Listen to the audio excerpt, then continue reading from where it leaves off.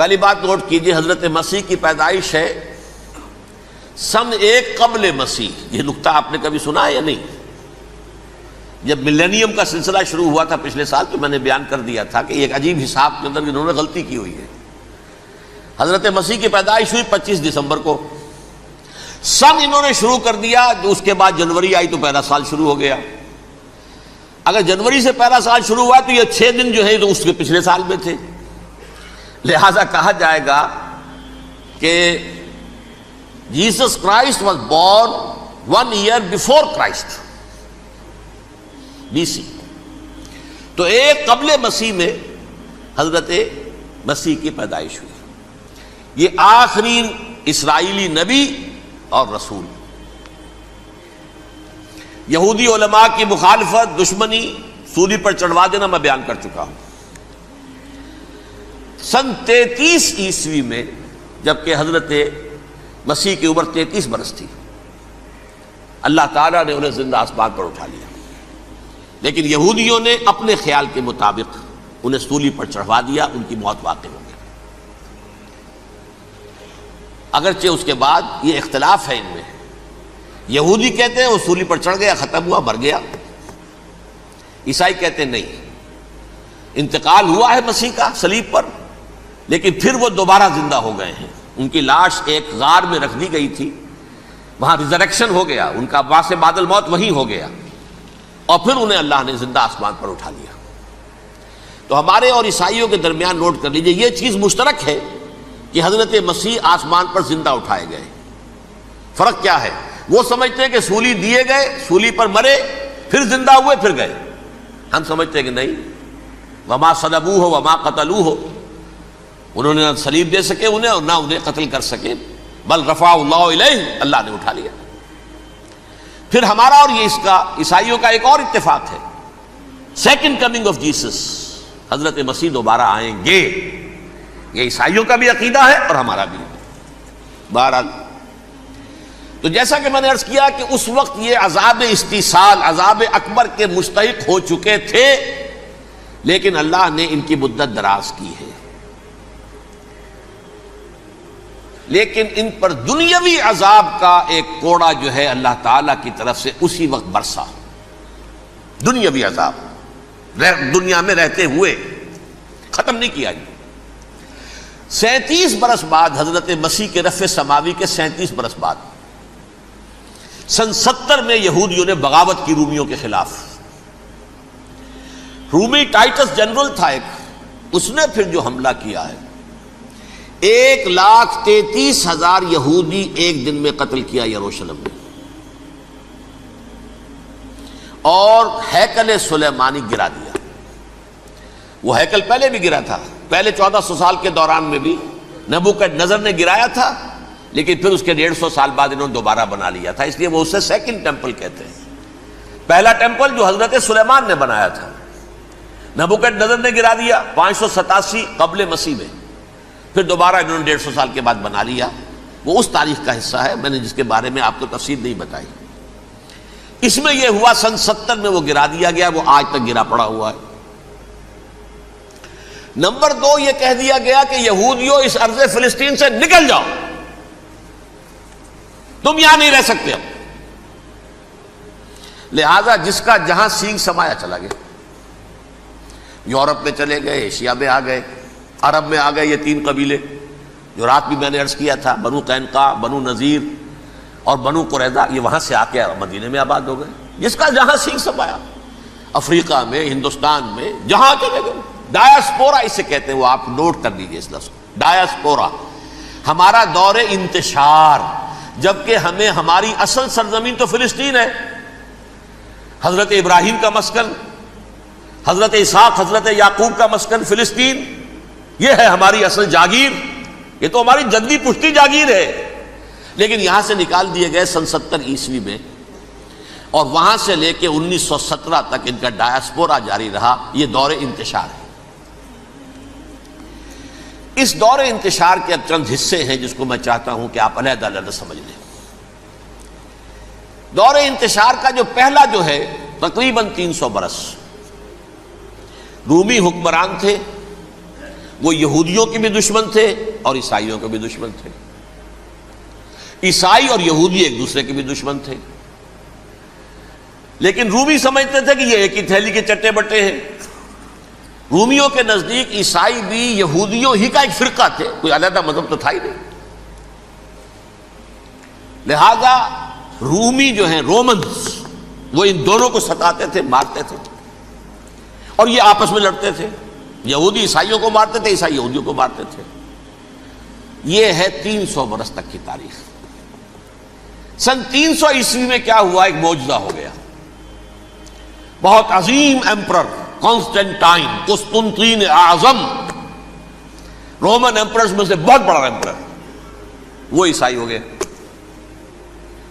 اب تو معاملہ بالکل تلپٹ ہو گیا، پوری سلطنت عیسائی ہو گئی. اب عیسائیوں کے عیش ہو گئے اور یہودیوں پہ مار پڑنی شروع ہوئی. اب عیسائیوں کا آپ خود سوچئے کہ جنہیں وہ خدا بنا بیٹھے ہیں، خدا کا بیٹا قرار دے رہے ہیں، ان کے قاتل کون؟ یہودی بدماش. لہذا ان کی وہ پٹائی شروع ہوئی ہے یورپ میں، پوری رومن امپائر میں. انہیں ذلیل کیا گیا، شہروں میں آمد بند، علیحدہ رہو، گھیٹوز کے اندر رہو. یہودی کا نام جو ہے وہ گالی بن گیا، جیسے آج بھی یہودی گالی کہتے ہیں، جیسے خنزیر کا لفظ. آخر وہ بھی اللہ کی مخلوق ہے، لیکن آپ کو معلوم ہے کوئی شخص زبان پہ نام نہیں لانا چاہتا خنزیر کا، سور کا. ہے تو مخلوق وہ بھی ایک حیوان ہے. ایسے ہی یہ ہے یہودی، یہودی گالی، جیو گیوٹ گالی. لہذا ایک طرف تو ان دونوں کے درمیان دشمنی، جس کو قرآن کہتا ہے وَأَغْرَيْنَا بَيْنَهُمُ الْعَدَاوَةَ وَالْبَغْضَاءَ، ہم نے ان کے مابین دشمنی جو ہے پیدا کر دی. اور جب یہ پوری سلطنت عیسائی ہو گئی تو قافیہ تنگ ہو گیا یہودیوں کا. اب آئیے 571 عیسوی، یعنی جبکہ ڈائسپورا کو کتنا عرصہ ہو چکا تھا؟ 500 برس. سن 70 سے شروع ہوا نا ڈائسپورا، جب ٹائٹس نے گرایا ہے ہیکل کو اور نکال باہر کیا انہیں فلسطین سے، بھاگ جاؤ یہاں ایک یہودی بھی نہیں رہے گا، فلسطین سے نکال دیے گئے. اس کے پورے 500 برس بعد سن 571 عیسوی میں حضور کی پیدائش ہوئی، ولادت باسعادت محمد رسول اللہ صلی اللہ علیہ وسلم. 610 میں آپ پر وحی کا آغاز ہوا. لیکن حضور کے ساتھ ان کا معاملہ کیا رہا؟ اول تو جبکہ حضور ابھی مکے ہی میں تھے، یہودیوں نے ریشہ دوانیاں شروع کر دی حضور کے خلاف. قریش مکہ کو سکھاتے تھے، پڑھاتے تھے، ان سے یہ پوچھو، ان سے یہ پوچھو، یہ اس طرح تنگ کرو، ان سے یہ امتحان لو، یہ آپ کے علم میں ہے. سورہ بنی اسرائیل میں، سورہ کہف میں وہ سوالات، جو امتحانی سوالات آئے تھے، ذوالقرنین کون تھا، اصحاب کہف کون تھے، تم رسول بنے پھرتے ہو تو بتاؤ، اور یہ روح کی حقیقت کیا بتاؤ.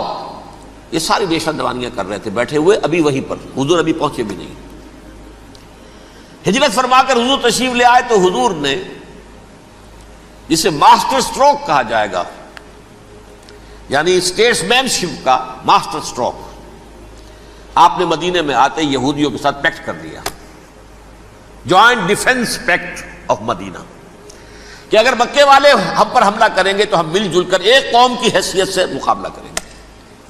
یہ میثاق مدینہ کہلاتا ہے، جس کے بہت غلط معنی پہنائے جا رہے ہیں آج کل. بہرحال میں موضوع میرا چونکہ یہ نہیں، میں ادھر نہیں جاؤں گا. لیکن ہوا کیا؟ ہر مرتبہ یہ خیانت کے مرتکب ہوئے، ان نے جو عہد کیے تھے ان سے پھرے، اندر ہی اندر سازش، ریشہ دوانی، حضور کی بدترین دشمنی. سورہ نساء کی آیت نمبر 12 میں 14 میں 13 میں فرمایا ہے لا تزال تطلع علی خائنۃ منہم، اے نبی ہمیشہ آپ کے علم میں ان کی طرف سے خیانتیں، بددیانتیاں آتی رہیں گی. اور بار بار وہ مسلسل جنگ کی آگ بھڑکاتے تھے. قریش کو دعوت دیتے، آؤ آؤ آؤ، ہم اندر سے بغاوت کر دیں گے، تم آؤ تو صحیح، ختم کریں محمد کو اور اہل ایمان کو صلی اللہ علیہ وسلم ورضی اللہ تعالی عنہم اجمعین. لیکن پھر جب وہ آتے تھے تو یہ دبک جاتے تھے، ان میں ہمت نہیں تھی. میدان کے مرد نہیں رہے تھے. یہ سورہ حشر میں ان کا نقشہ کھینچا گیا ہے. کھلے میدان میں مقابلے کی اس کے اندر صلاحیت ہی نہیں ہے. یہ تو فصیلوں کے پیچھے سے جیسے عورتیں کہیں دیہات میں لڑائی ہوتی ہے تو مرد جو ہے گلیوں میں لڑتے ہیں، عورتیں اوپر سے پتھر پھینکتی ہیں، بس وہ کام یہ کر سکتے تھے من ورائے جدر، فصیلوں کے پیچھے سے، جنگ میں میدان میں نہیں آ سکتے۔ بہرحال قرآن مجید میں ہے یہ، سورہ مائدہ کی آیت نمبر 64، کلما اوقدوا نارا للحرب اطفاها اللہ۔ اکثر و بیشتر مواقع پر تو یہ جب آگ بھڑکاتے تھے جنگ کی، اللہ اسے بجھا دیتا تھا، لیکن بہرحال اس کے باوجود جنگیں ہوئی، غزوہ بدر، غزوہ احد ہوئی کہ نہیں؟ یہ ساری اصل شرارت ہوئی، اور اس کے نتیجے میں حضور نے پھر ایک ایک کر کے 3 قبیلوں کو سزا دی۔ غزوہ بدر کے فوراً بعد بنو قینقاع نکالے گئے مدینے سے، غزوہ احد کے فوراً بعد بنو نذیر نکالے گئے، اور غزوہ احزاب کے بعد بنو قریظہ نکال دیے گئے۔ یہ تو میں نے آپ کے سامنے رکھ دیا صرف حضور کے زمانے میں ان کا کیا رویہ رہا، دشمنی۔ رات بھی ہم نے وہ آیت پڑھی تھی، لَتَجِدَنَّ أَشَدَّ النَّاسِ عَدَاوَةً لِلَّذِينَ آمَنُوا الْيَهُودُ وَالَّذِينَ أَشْرَكُوا۔ اہل ایمان کی دشمنی میں شدید ترین تم پاؤ گے یہودیوں کو اور مشرکین کو۔ مشرکین بھی بعد میں ہے، پہلے یہودی۔ حضور کے بعد کیا ہوا اب یہ نوٹ کیجئے، یہ ان کی تاریخ کا دوسرا دور ہے۔ حضرت عمر رضی اللہ تعالیٰ عنہ قائد خلافت ہے، بیت المقدس کا محاصرہ کیا گیا، فصیل بڑی اونچی، شہر اندر سے سیلف سفیشینٹ، حملے کا راستہ کوئی نہیں، محاصرہ طول کھینچ رہا ہے، لیکن ان کے پاس رسد بھی موجود ہے، پانی بھی موجود ہے، وہ دروازے بند کر کے بیٹھے ہوئے ہیں۔ بالآخر اللہ تعالیٰ کی مشیت کا ظہور کیسے ہوا؟ ان کے کچھ علماء آئے فصیل پر، کہا دیکھو مسلمانوں، تم قیامت تک بھی یہاں پڑے رہو گے محاصرہ کر کے ہمارا، یہ شہر فتح نہیں ہوگا۔ ہاں ایک درویش بادشاہ کے ہاتھوں یہ شہر فتح ہونا ہے، لیکن تمہارے اندر ہمیں وہ نظر نہیں آ رہا۔ ابو عبیدہ بن الجراح رضی اللہ تعالی عنہ، امین هذه الامہ، ان کا فوراً ذہن گیا، وہ درویش بادشاہ مدینے میں بیٹھا ہوا ہے، عمر رضی اللہ تعالی۔ اب ایک اور عمر بھی ہے جو قندھار میں بیٹھا ہے، نقشہ وہی ہے، سادگی کی حد تک نقشہ وہی، بالکل وہی، اپنی آنکھوں سے دیکھا ہے، وہی سادگی۔ عمر اول، عمر ثانی تھے عمر بن عبد العزیز۔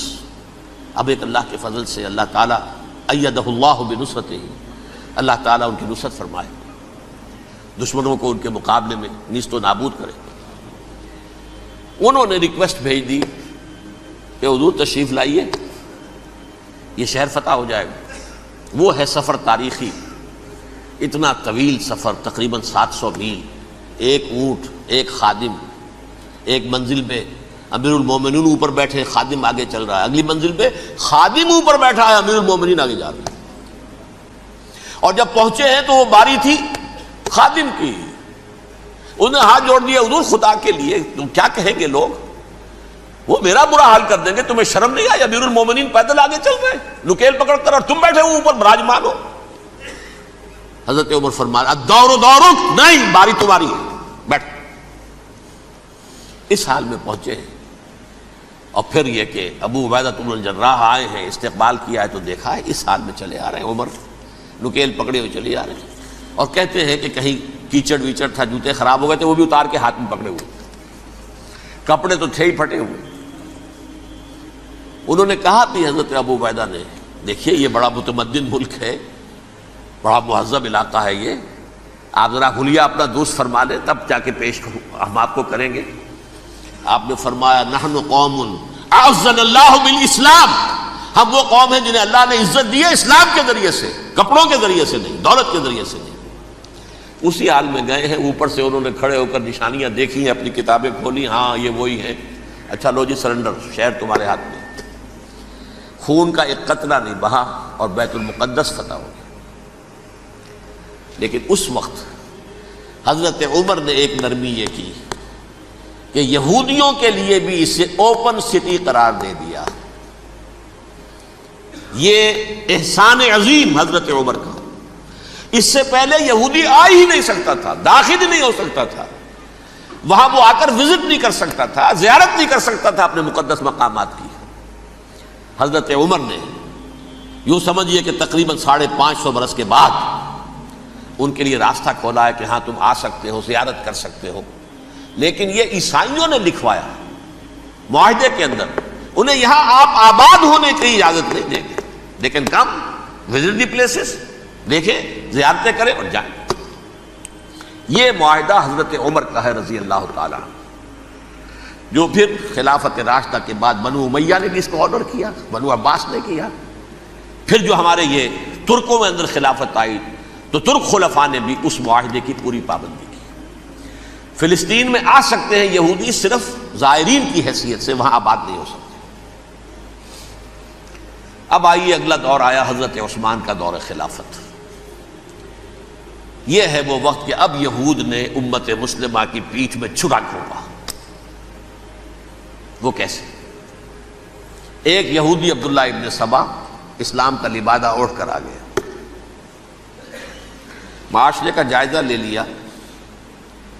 ان میں بنو ہاشم اور بنو امیہ میں جو پرانی کشاکش تھی اس کے کچھ نہ کچھ جراثیم باقی ہیں. اگر ان کو ذرا بھڑکا دے تو مسلمانوں میں انتشار پیدا ہو جائے. کہا یہ عثمان کون ہے؟ یہ تو بنو امیہ میں سے ہے، یہ حق تو بنو ہاشم کا ہے، خلافت ان کے پاس ہونی چاہیے، محمد کے تو رشتہ دار وہ ہے صلی اللہ علیہ وسلم. عوام الناس کے اندر بات پھیلنی شروع ہوئی. پھر ایک بڑی سازش کے انداز میں حضرت عثمان کے خلاف پروپیگنڈا، حضرت عثمان کے جو عاملین تھے، گورنر تھے، ان کے خلاف پروپیگنڈا، اور ایسی ہوشیاری کرتے تھے کہ کوفے میں کوفے کے حاکم کے خلاف کچھ نہیں کہنا. اجی مصر میں یہ ہو رہا ہے، اجی شام میں یہ ہو رہا ہے، اجی یہ جو عثمان ہے وہ یہ کر رہا ہے، یہ ظلم ہو رہا ہے، یہ لوٹ مار ہو رہی ہے، یہ خیانتیں ہو رہی ہیں. اب نہ تو اس زمانے میں مینز آف کمیونیکیشن، کیسے تصدیق کریں؟ افواہیں تو آپ آج کراچی کے اندر شروع ہو جائے تو پتہ نہیں چل سکتا کسی کو کہ کیا اس میں صداقت ہے، کیا جھوٹ ہے. اور بری بات جو ہے فطرت انسانی کی کمزوری ہے، وہ فوراً قبول کرتا ہے. کسی کے بارے میں اچھی بات ماننے کو تیار نہیں ہوتا، لیکن بری بات تو فوراً تیار. بہرحال یہ فتنہ انہوں نے اٹھایا، حضرت علی کی الوہیت کا فتنہ اٹھایا، حضرت عثمان کے خلاف الفتنۃ الکبریٰ برپا کیا. حضرت عثمان شہید ہوئے.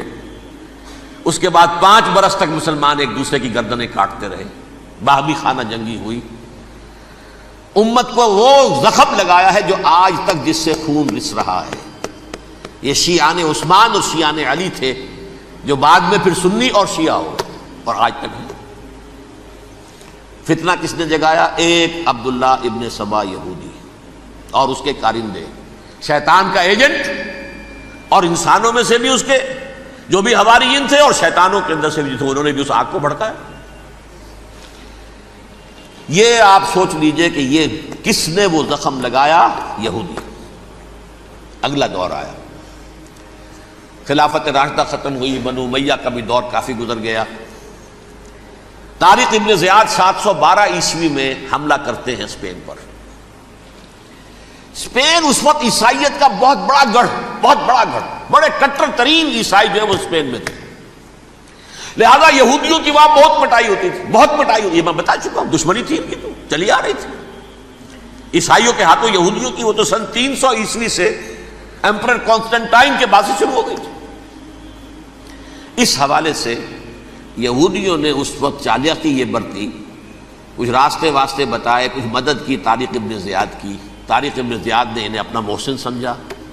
ہسپانیہ فتح ہو گیا تو یہودی چونکہ محسنین کی فہرست میں آ چکے تھے، انہیں بہت اقتدار نصیب ہوا. بڑی سپورٹ مسلمانوں نے دی. ان کے بڑے بڑے علماء جو اسی دور کے اندر پیدا ہوئے، بڑے بڑے تھنکرز ان کے اسی دور میں پیدا ہوئے.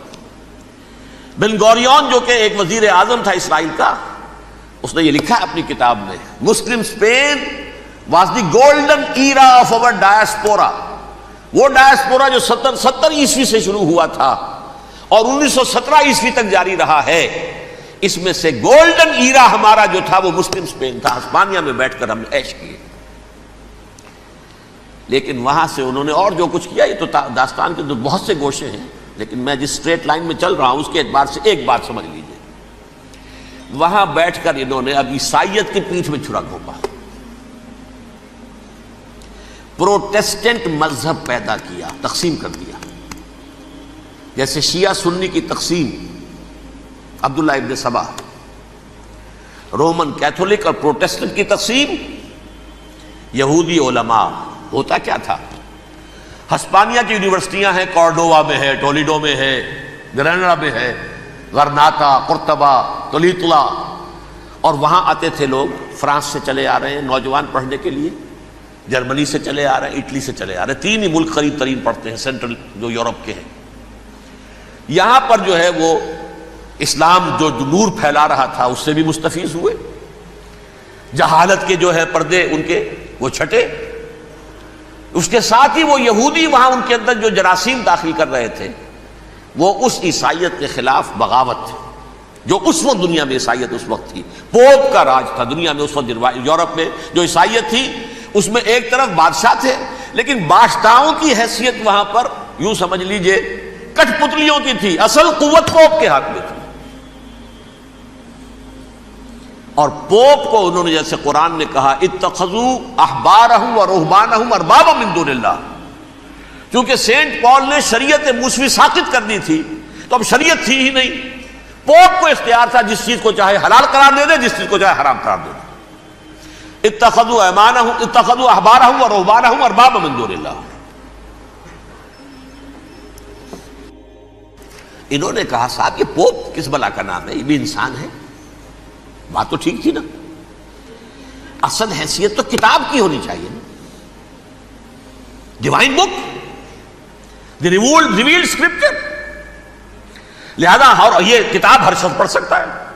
کوئی پوپ کے باپ کو جو ہے کوئی اس کے لیے پروپرائٹری رائٹس تو نہیں ہے کہ صرف پوپ پڑھ سکتا ہے یا پادری پڑھ سکتے ہیں. ہم بھی پڑھ سکتے ہیں، ہم بھی سمجھ سکتے ہیں.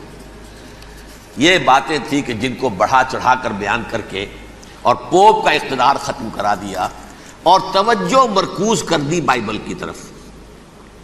اب بائبل میں بڑا حصہ تو اولڈ ٹیسٹامنٹ کا ہے. نتیجہ کیا ہوا؟ یہود کی عظمت پروٹیسٹنٹس کے نزدیک مسلم ہو گئی. اصل قوم تو یہ ہے. وہ دشمنی بدلی کہ نہیں بدلی؟ موسیٰ کے امتی یہ ہے، تورات موسیٰ کو دی گئی، ابراہیم کی نسل یہ ہے. لہذا وہ جو دشمنی تھی، جو عداوت تھی کہ ہمارے خدا کو سولی چڑھانے والے ہیں یہ بدماش، اس کا ازالہ ہوا. اس پروٹیسٹنٹ مذہب کے نتیجے میں یہ میں اب آپ کو بتاتا ہوں کہ ایک نتیجہ وہ نکلا ہے جسے برٹرنڈ رسل نے بیان کیا ہے. اس کی کتاب ہے ان پریز آف آئیڈلنس، صفحہ 108. وہ لکھتا ہے the Christians retaining the Judaic belief in special revelation added to it the Roman desire for worldwide domination and the Greek taste for metaphysical subtleties. The combination produced the most fiercely persecuting religion that the world has yet known. یہ 3 چیزیں آ کر عیسائیت میں مل گئی. ایک تو جب یہ اولڈ ٹیسٹمنٹ جو ہے وہ ان کے ہاتھ میں آ گئی، اور اس کے میں کچھ آپ کو بتا دیتا ہوں کہ اولڈ ٹیسٹمنٹ کی تعلیمات، کیونکہ یہ اولڈ ٹیسٹمنٹ جو ہے یہ محرف تھی. اصل تورات تو گم ہو گئی تھی 587 قبل مسیح میں، جب پہلی مرتبہ ہیکل جو ہے تباہ ہوا ہے اس وقت ختم ہو گئی تھی. اس کے کوئی 150 سال کے بعد انہوں نے یادداشتوں سے مرتب کر کے لکھی ہے. اب اس میں ان کے اپنے خیالات، اپنے امانی، اپنی توجیحات وہ شامل ہو گئی. لہذا میں آپ کو حوالے دیتا ہوں اس کتاب کے اندر مظالم کی جو تعلیم دی گئی ہے. اہل کتاب نے اپنے مظالم قتل عام کے جواز کے لیے تورات میں تبدیلیاں کی اور پیغمبروں پر دہشت ناکی اور بدترین حرام کاری کے الزامات لگائے. سنیے، پہلا حوالہ ہے یہ گنتی باب 31 آیات 17-18. اس لیے ان بچوں میں جتنے لڑکے ہیں سب کو مار ڈالو، اور جتنی عورتیں مرد کا منہ دیکھ چکی ہیں ان کو بھی قتل کر ڈالو، لیکن ان لڑکیوں کو جو مرد سے واقف نہیں اور اچھوتی ہیں اپنے لیے زندہ رکھو. یہ کسی اللہ کی کتاب کا یہ جملہ ہو سکتا ہے؟ کسی ریویلڈ بک کا؟ اور سنیے، یہ ہے استثناء ڈیٹرانومی باب 20 آیت 16-18. پر ان قوموں کے شہروں میں جن کو خداوند تیرا خدا میراث کے طور پر تجھ کو دیتا ہے، کسی ذی نفس کو جیتا نہ بچا رکھنا، جیسا خداوند تیرے خدا نے تجھ کو حکم دیا بالکل نیست کر دینا، مرد عورتیں بچے بوڑھے سب ختم۔ یہ کتاب مقدس ہے۔ اور سنیے سموئیل باب 27 آیت نمبر 9، اور داؤد نے اس سرزمین کو تباہ کر ڈالا اور عورت مرد کسی کو جیتا نہ چھوڑا۔ نمبر 4، ان سب آباد شہروں کو ماں عورتوں اور بچوں کے بالکل نابود کر ڈالا۔ کتاب استثناء باب 3 آیت 6۔ یہ ہے جو کہہ رہا ہے برٹرنڈ رسل، کرسچینٹی میں آ کر اب یہ تین چیزیں شامل ہو گئی۔ ایک تو یہ باربیرین یہ تعلیم جو ہے، اور یہ مذہب کے نام پہ تعلیم، یہ کتاب مقدس کی تعلیم۔ نمبر 2، رومنز کے اندر جو ایک تمنا تھی ورلڈ ڈومینیشن کی، وہ عیسائیت کے اندر آ گئی، اس لیے کہ پوری رومن امپائر جو ہے عیسائی ہو گئی، تو اسے وراثت کے اندر ورلڈ ڈومینیشن کی جو ایک تمنا تھی وہ مل گئی۔ اور پھر یہ کہ انہوں نے جو توہمات تھے یونانیوں کے، ان کو بھی اپنے ہاں مختلف شکلوں کے اندر جمع کر لیا۔ ان تین چیزوں کا the combination produced the most fiercely persecuting religion that the world has yet known. اس کے نتیجے میں دنیا میں تاریخ انسانیت کے اندر جو بدترین خوخار ترین مذہب ہو سکتا ہے، وہ شکل عیسائیت نے اختیار کی۔ اور اس کا مظہر عتم کیا تھا نوٹ کیجئے، صلیبی جنگیں۔ ایک بات ٹائم ٹیبل کے اعتبار سے نوٹ کر لیجئے گا، فرسٹ ملینیم ختم ہوا، سیکنڈ شروع ہوا۔ ان کے 1000 سال ختم ہوئے تو 11ویں صدی میں سیکنڈ ملینیم شروع ہوا، تو پہلی صلیبی جنگیں ہوئی، لاکھوں مسلمان قتل کیے گئے۔ صرف یروشلم کے اندر اتنا خون بہایا ہے کہ خود ان کے ہسٹورینز لکھتے ہیں کہ جب ان صلیبیوں نے جب گھوڑوں کے ساتھ وہ چل رہے تھے گلیوں میں، تو ان کے گھوڑوں کے گھٹنوں تک خون کی ندی بہ رہی تھی، جہاں سے گزرے ختم کرتے چلے گئے، آبادیاں کی آبادیاں ختم کر دی۔ اگرچہ اس کروسیڈ میں گیہوں کے ساتھ گھن بھی پسا، یہودی بھی بہت مارے گئے۔